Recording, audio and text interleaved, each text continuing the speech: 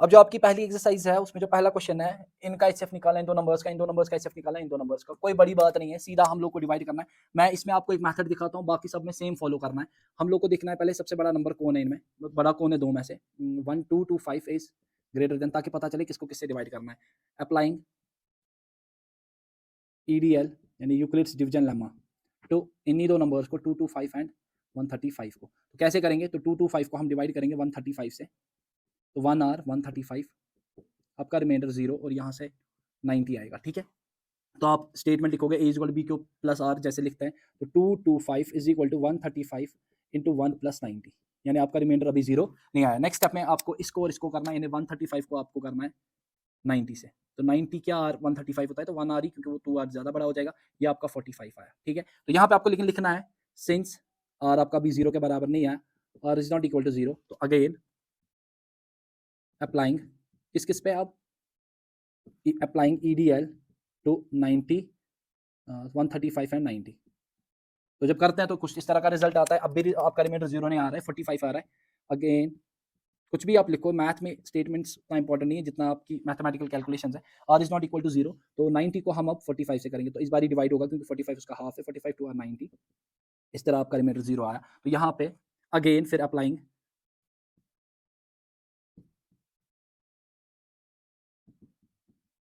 EDL to 90 and 45 apply किया, तो therefore यहाँ पे हम लिखेंगे, हम लेकिन सॉरी मैंने यहाँ पे लिखा नहीं ये, कि हम लोग का जो रिजल्ट आया 135 is equal to 90 into 1 plus 45, फिर हमें लिखना है कि आर 0 के बराबर नहीं है। ठीक है ना, उसके बाद यहाँ पे आपका 90 इज इक्वल टू 45 इंटू 2 और प्लस आपका रिमाइंडर ऑफ 0 आया, तो therefore R is equal to 0, और यहाँ पे जो आपका डिवाइजर है यानी 45 वो आपका एचसीएफ है 135 एंड 225 का, यानी इनका जो एचसीएफ है वो है 45, वो आप लास्ट में भी लिख सकते हो।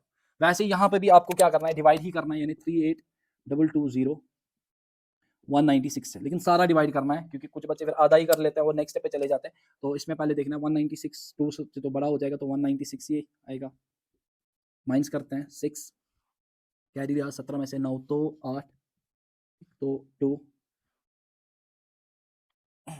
86 2 में से 1 तो 1 1862 9 आर 9 एंड आर 81 86 8 9 1 8 4 तो 8 15 में से 6 तो 9 9 8 0 तो 5 आर 30, इस तरह इसका डिवीजन हो रहा है। हो गया सारा डिवीजन कंप्लीट। अब डिवीजन जब कंप्लीट किया, मुझे पहले ही स्टेप में रिमाइंडर 0 आया, मींस कि जो इस स्टेप पे आपका ये है यही एचसीएफ है किसका, अपने आप का, और अपने आप को तो ये होगा ही होगा उसका, क्योंकि ऐसा हो सकता है आपके पास ऐसा नंबर है, जैसे मैं आपको बोलूंगा 20 और 40, इनका एचसीएफ क्या है, आप सीधा बोलना 420 क्योंकि इसका फैक्टर है, और खुद का तो ये बड़ा ही होगा ना, इसके बाद थोड़ी ना चल सकते, अगर इसके बाद 40 का कोई फैक्टर 20 के बाद है भी, लेकिन वो क्या करेगा, वो तो खुद 20 का फैक्टर तो नहीं ना होगा, तो इसका मतलब इन केसेस में सीधा आपका जहां पे ही रिमाइंडर 0 आता है यही 196, therefore 196 is HCF of 196 and 38220।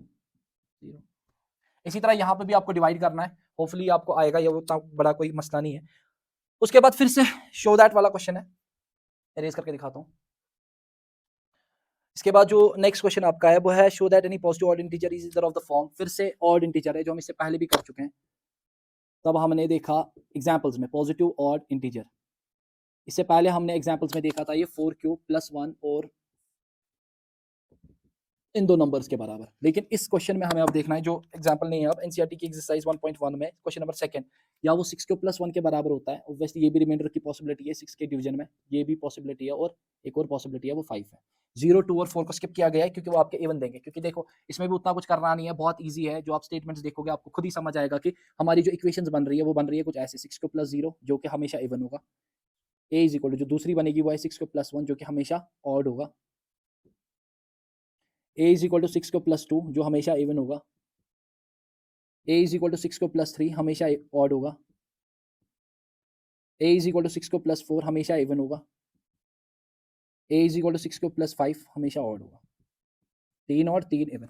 अब आप एग्जाम्पल से इससे समझ सकते हो, एग्जाम्पल क्या है, ये बहुत ईजी है, 6 की जगह आप क्यों की जगह आप कुछ भी दो, 1 2 2 2 3 3 4 5 6 मल्टीप्लाई करके जितने भी 6 का मल्टीपल टेबल जिनको पता होगी सारे के सारे नंबर 7 है क्योंकि 6 क्यों है वो, 6 को +1 में 6 का टेबल, लेकिन साथ में 1 ऐड करना है, यानी पहले वो इवन बनेगा बाद में ऑड, वो इससे पहले 4 को 1 4 को 3 में हम ऑलरेडी डिस्कस कर चुके हैं। ये भी ऑड, ये भी ऑड और ये भी ऑड। तो इसमें आपके 3 जो इक्वेशंस है वो जो बन रही है, एक बन रही है ये वाली, ये है ऑड, ये है ऑड और ये है आपकी तीसरी वाली इक्वेशन जो ऑड है, ठीक है ना।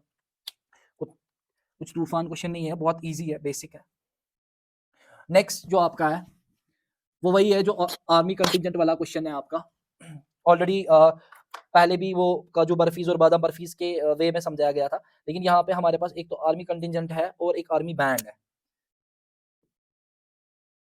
आर्मी की एक कंटिजेंट है, समझो दोनों की एक आर्मीज है, इनमें कितने मेंबर्स है, 616 मेंबर्स है इनके पास।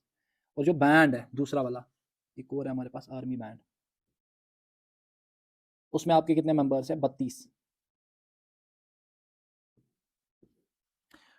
अब इनको क्या करना है, इनको परेड में एक दूसरे के पीछे चलना है, दोनों ग्रुप्स को एक ही इसमें मार्च होना है, तो इनको सेम नंबर ऑफ कॉलम्स बनाने हैं। तो what is the maximum number of columns in which they can march. देखो इसके कहने का मतलब क्या है, यानी हम क्या करेंगे, इसके 616 मेंबर्स, इसके 32 मेंबर्स, ठीक। हम लोग पहला कॉलम बनाएंगे, ठीक है ना। इसमें जैसे हम लोग स्कूल में प्रेयर्स के टाइम पे एक दूसरे के पीछे खड़े होते थे, मुझे अब भी याद है आरपी स्कूल में, एक बच्चों के पीछे एक के बाद एक बच्चा, फिर दूसरा, फिर तीसरा, इस तरह हमारा पहला कॉलम बनता था और ये इस तरह हमारे रोज बनते थे। कॉलम नंबर 1 यानी ये कॉलम 1 है, इसी तरह कॉलम 2 ये हमारा दूसरा कॉलम है, इसके बाद तीसरा कॉलम अगर बनाएंगे तो तीसरे कॉलम पे पहुंच गए। हर कॉलम में मैं नंबर बॉयज या जो भी स्टूडेंट्स है बराबर रख रहा हूँ, और ये आपका रो 1 है, रो 2 है, रो 3 है, इसी तरह रो 4 है, रो 5 है, ठीक है ना, रख रहे हैं। तो इस तरह ये होता है कॉलम एंड रो का जो मतलब अंडरस्टैंडिंग है, कॉलम्स किनको कहते हैं, ठीक। अब क्वेश्चन क्या पूछ रहा है, पहले अंडरस्टैंड करना जरूरी था कि कॉलम्स ऐसे होते हैं, तो इस तरह हम लोग बहुत सारे कॉलम्स बना सकते हैं, इस तरह रोज। हमें रोज के साथ कुछ भी नहीं है, कोई टास्क हमारा रोज के साथ नहीं है, हमें इसमें देखना है सेम नंबर ऑफ कॉलम्स। देखो क्या होगा, हम जब 32 मेंबर्स के कॉलम्स बनाएंगे, ठीक है ना, हम पहला कॉलम बनाएंगे, अगर हम पहले कॉलम में 4 मेंबर्स रखेंगे, 1 2 3 4, तो कितने कॉलम्स बनेंगे, 4 इंटू क्या आर 32 होता है, 4 इंटू 8 आर, ये लॉजिक है, कॉमन सेंस है।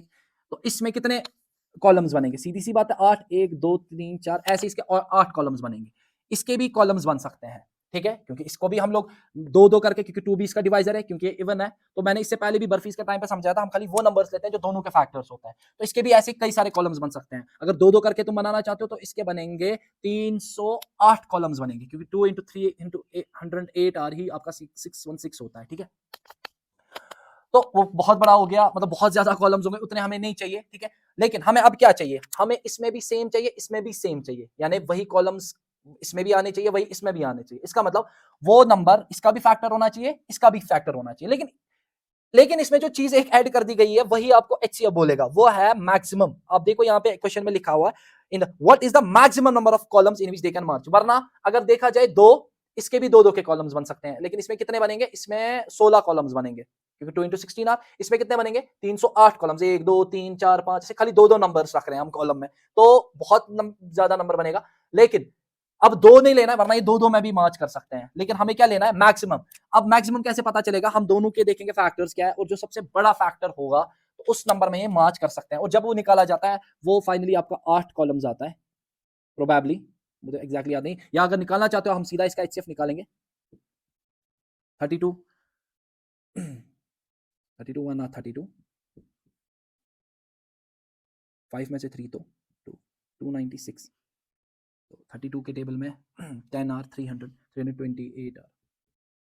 एक और मेरा मानना है कि कैलकुलेटर की जरूरत नहीं पड़नी चाहिए स्टूडेंट्स को। हालांकि जब भी मैं स्टूडेंट्स के सामने यहाँ पे क्लास में पढ़ा भी रहा होता हूँ, मैं कभी भी कैलकुलेटर का यूज जनरली नहीं करता हूँ, most of the times avoid करते हैं, ताकि कैलकुलेशन अपने दिमाग से हो। 16